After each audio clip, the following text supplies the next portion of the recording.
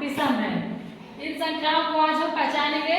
तो कैसे, सबसे पहले हमें क्या सीखना चाहिए, इसमें सम और विषम संख्या को कैसे पहचानेंगे इसको देखते हैं। तो सबसे पहले देखो 0 2 4 6 8, 0 2 4 6 8 ये है हमारी सम संख्या।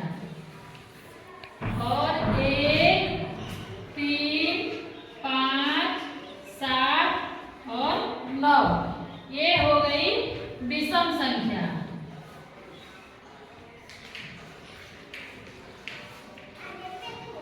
एक 0 से लेकर के और 9 तक की संख्याओं में सबसे पहले हम सम और विषम संख्या को छांट लेंगे। तो 0 2 4 6 8 ये है सम संख्या। 1 3 5 7 8 9 ये है विषम संख्या। ये तो हो गया एक अंक की संख्या में, एक अंक की संख्या है ये। लेकिन अगर 2 अंक की संख्या आ जाए, 3 अंक की संख्या आ जाए, 4 अंक की संख्या आ जाए, तो हम कैसे देखेंगे कि कौन सी संख्या सम है और कौन सी संख्या विषम है। तो इसका बस छोटा सा ट्रिक है, इसको याद कर लो। जिन संख्याओं के पीछे वाली संख्या ये संख्या रहेगी सम संख्या, वो संख्या सम संख्या होगी।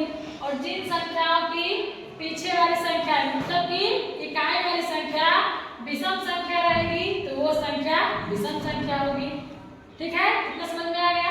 अब देखो जैसे 17 में इकाई की संख्या क्या है, सम है कि विषम है? विषम है। ये संख्या क्या हो गई? विषम हो गई। वैसे ही देखो 36 में 6 ये क्या है, कौन सी संख्या? सम है। तो ये संख्या क्या हो गई? सम हो गई। अब 45 में ये संख्या सम है कि विषम है?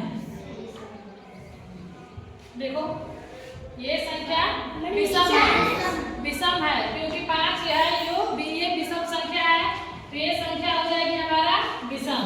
वैसे ही 63 में 3 जो है ये विषम संख्या है, इकाई पे 3 है, 3 विषम संख्या है, इसलिए ये संख्या भी क्या हो जाएगी? विषम संख्या। वैसे ही सम संख्या में देखते हैं 42 2 सम संख्या है, तो ये संख्या हो गई हमारी सम। 50 0 ये जो 0 है ये क्या है? सम संख्या है, तो ये संख्या क्या हो गई? सम संख्या हो गई। 48 8 ये जो 8 है ये क्या है? सम संख्या है। 48 क्या हो जाएगी? सम संख्या हो जाएगी। आगे समझ में, जिन संख्या चाहे 2 अंक की संख्या रहेगी चाहे 3 अंक की संख्या रहेगी, जिन संख्याओं के इकाई की जगह पे सम संख्या रहेगी वो संख्या सम संख्या कहलाएगी। और जिन संख्याओं के इकाई की जगह पे विषम संख्या रहेगी वो संख्या विषम संख्या कहलाएगी। इतना समझ में आ गया सबको? चलो अब